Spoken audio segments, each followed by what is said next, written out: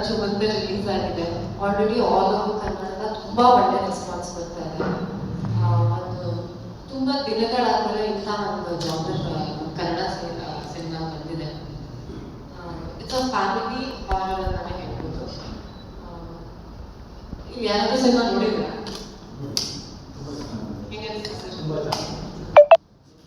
ಪ್ರತಿಯೊಬ್ಬರಿಗೂ ಸಿನಿಮಾ ಇಷ್ಟ ಆಗ್ತದೆ. ಎಲ್ಲರೂ ಹೇಳ್ತಾರೆ ಕಂಟೆಂಟ್ ಅದು ಇದು ಅಂತ. ಕಂಟೆಂಟ್ ಇರೋಂಥ ಒಂದು ಕಮರ್ಷಿಯಲ್ ಸಿನಿಮಾ. ಸೊ ದಯವಿಟ್ಟು ಎಲ್ಲರೂ ಥಿಯೇಟರ್ಗೆ ಹೋಗಿ ಸಿನಿಮಾ ನೋಡಿ. Thank you. ತವ್ರ ಮನೆಗೆ ಬಂದಿದ್ದೀನಿ ಅನ್ನೋ ಅಷ್ಟೇ ಖುಷಿ ಆಗುತ್ತೆ ನನಗೆ. ಏನು ಗೊತ್ತಿಲ್ಲ, ನನ್ನ ಸಿನಿಮಾ ಒಟ್ಟಿಗಿನ ಅಂದರೆ ಕ್ಯಾಮರಾ ಒಟ್ಟಿಗಿನ ಸಂಬಂಧ ಶುರುವಾಗಿದ್ದು ಈ ಮಣ್ಣಿನಲ್ಲಿ 50 ಡೇಸ್ ಆಗಿರ್ಬೋದು, 100 ಡೇಸ್ ಆಗಿರ್ಬೋದು, ಸಿಲ್ವರ್ ಜೂಬ್ಲಿ ಆಗಿರ್ಬೋದು, ಬ್ಲಾಕ್ ಬಸ್ಟರ್ ಸಿನಿಮಾಗಳನ್ನು ಕೊಟ್ಟಂಥ ಊರು.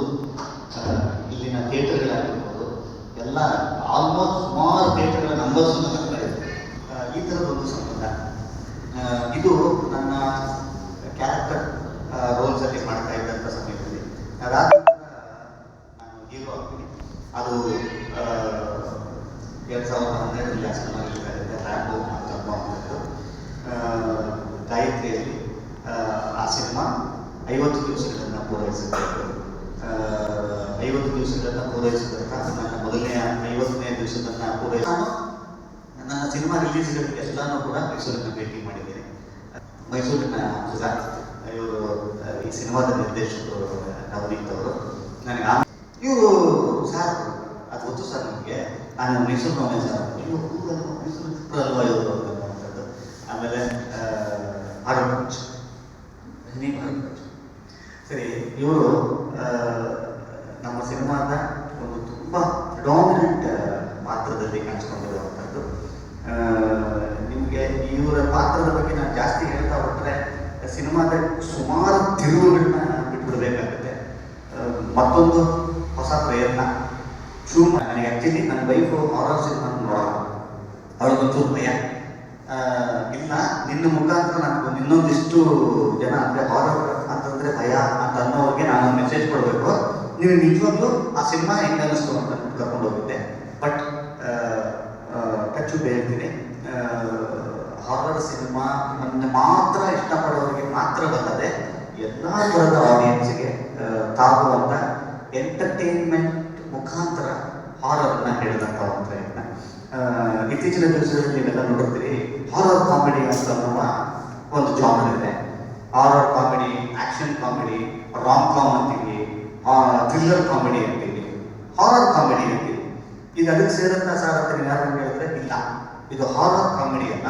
ಹಾರರ್ ಇರುತ್ತೆ, ಕಾಮಿಡಿಯೂ ಇರುತ್ತೆ. ಇವೆರಡೂ ಕೂಡ ಇದಕ್ಕೆ ಇಷ್ಟಪಡಲ್ಲ, ಅದಕ್ಕೆ ಇಷ್ಟಪಡಲ್ಲ. ಒಂದು ಹೊಸ ಜಾನರ್ನ ಹುಟ್ಟಾಕೊಂಡಿದ್ದಾರೆ. ಅದು ಎಲ್ಲರಿಗೂ ಇಷ್ಟ ಆಗ್ತಾ ಇರುವಂಥದ್ದು. ನಮಗೆ ಸಿಕ್ಕಿರುವಂಥ ಒಂದು ಆನೆ ಬರ.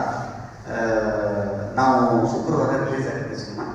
ನಾವು ಯೂಶಲಿ ಎಲ್ಲ ಕಡೆ ಹಿಂಗೆ ನೋಡ್ತಾ ಇರ್ತೀವಿ, ಎಲ್ಲಿ ಹಿಂಗಿದೆ.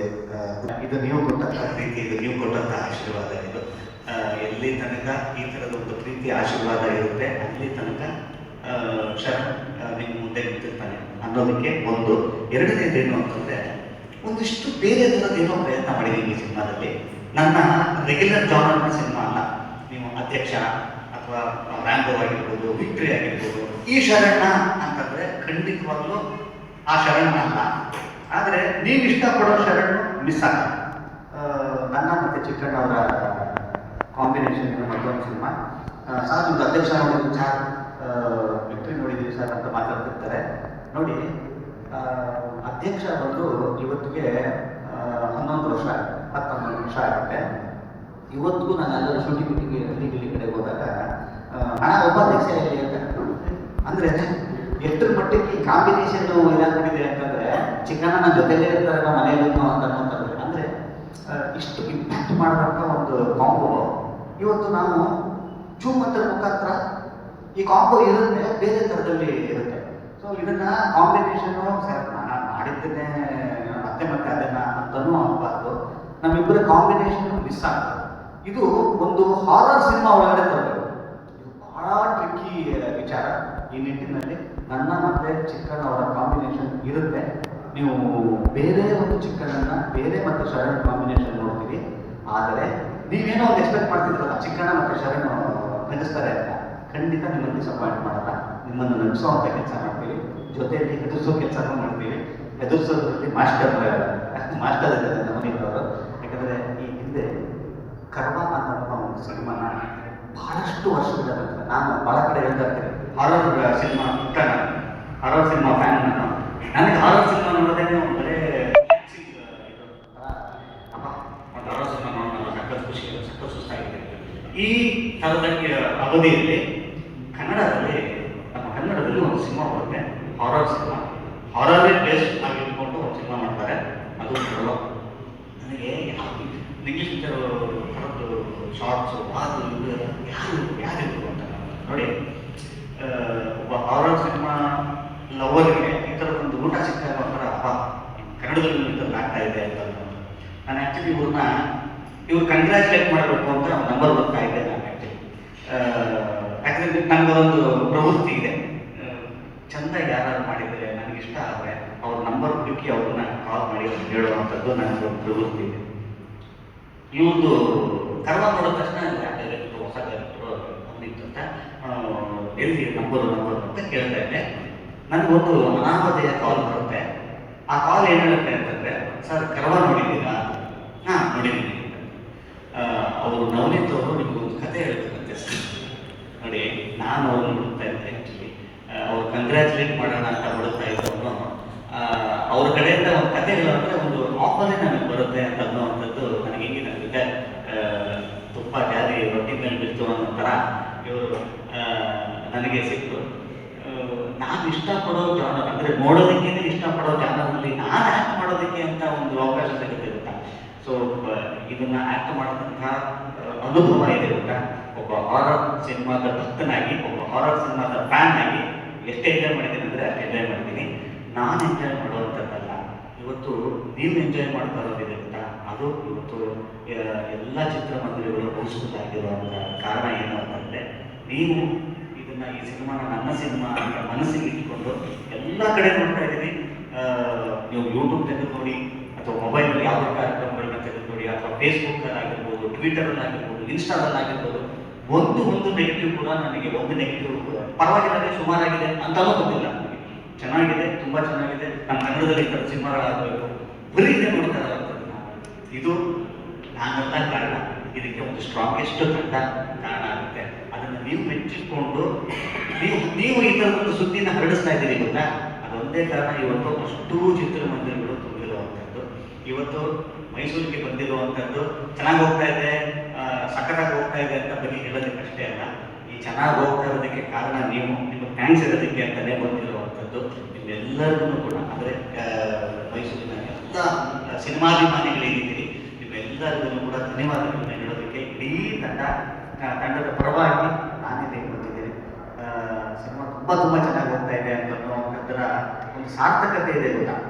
ಒಂದು ಹೊಸ ಬಹಳ ಅಪರೂಪ ಒಂದು ಸಿನಿಮಾ, ವರ್ಷಕ್ಕೆ ಒಂದು ಅಥವಾ 2 ವರ್ಷಕ್ಕೆ ಬರೋ ಈ ಥರದ್ದು ಸಿನಿಮಾಗಳು ಗೆದ್ದಾಗ ಮತ್ತೊಂದಿಷ್ಟು ಹಾರರ್ ಸಿನಿಮಾಗಳು ಕನ್ನಡದಲ್ಲಿ ಬರುವಂಥದ್ದು, ಅವಾಗ ಈ ಥರದ ಹೊಸ ಜಾನರಿನ ಸಿನಿಮಾಗಳು ಬರಲಿಕ್ಕೆ ಕಾರಣವಾಗುತ್ತೆ. ಅದರ ಶಕ್ತಿ ಈ ಸಿನಿಮಾ ಚೆನ್ನಾಗಾಗೋದ್ರ ಮುಖಾಂತರ ನೀವುಗಳು ಕೊಟ್ಟಿದ್ದೀರಿ ಅಂತಂತಂದರೆ ಖಂಡಿತ ಅದು ತಪ್ಪಾಗಲ್ಲ. ನಿಮ್ಮೆಲ್ಲರಿಗೂ ಕೂಡ ಧನ್ಯವಾದ. ಈ ಒಂದು ಜಾನರ್ನ ಕೈ ಹಿಡಿದಿದ್ದಕ್ಕೆ ಧನ್ಯವಾದ. ಒಂದಿಷ್ಟು ಟ್ವಿಸ್ಟ್ಗಳನ್ನ ಇಟ್ಟಿದ್ದಾರೆ ಈ ಸಿನಿಮಾದಲ್ಲಿ, ಬಹಳ ಚಂದ ಟ್ವಿಸ್ಟ್ಗಳದು.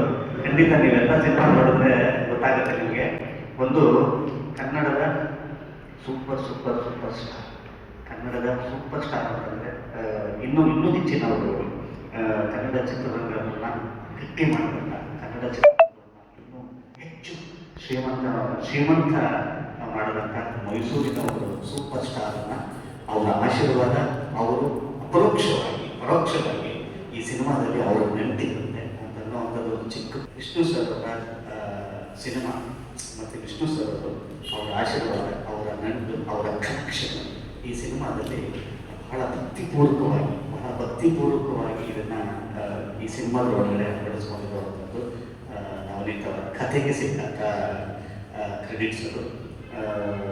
ಮತ್ತು ಮತ್ತೆ ಆಪ್ತ ಮಿತ್ರ ಅನ್ನುವ ಒಂದು ಏನಂತೀವಿ ಬ್ಲಾಕ್ ಬಸ್ಟರ್, ಆ ವರ್ಷದ ಹಿಟ್ಟು, ಇನ್ನೂ super duper hit cinema Kannada ಚಿತ್ರರಂಗದಲ್ಲಿ. ಹಾರರ್ ಸಿನಿಮಾ ಅಂತಂದಾಗ ಕೆಲವು ಸಿನಿಮಾಗಳು ನಮಗೆ ಮೈಲ್ ಸ್ಟೋನ್ ಆಗಿ ನಿಂತ್ಕೊಳ್ತಾರಲ್ಲ, ಆ ಥರದ ಮೈಲ್ ಸ್ಟೋನ್ ಆದಂಥ ಸಿನಿಮಾ ಆಪ್ತ ಮಿತ್ರ ಮತ್ತು ವಿಷ್ಣು ಸರ್ ಅವರು ಎಲ್ಲವನ್ನು ತುಂಬ ಚೆಂದಾಗಿ ಇದರ ಒಳಗಡೆ ಬ್ಲೆಂಡ್ ಮಾಡಿರುವಂಥದ್ದು ಈ ಸಿನಿಮಾದ ವಿಶೇಷ.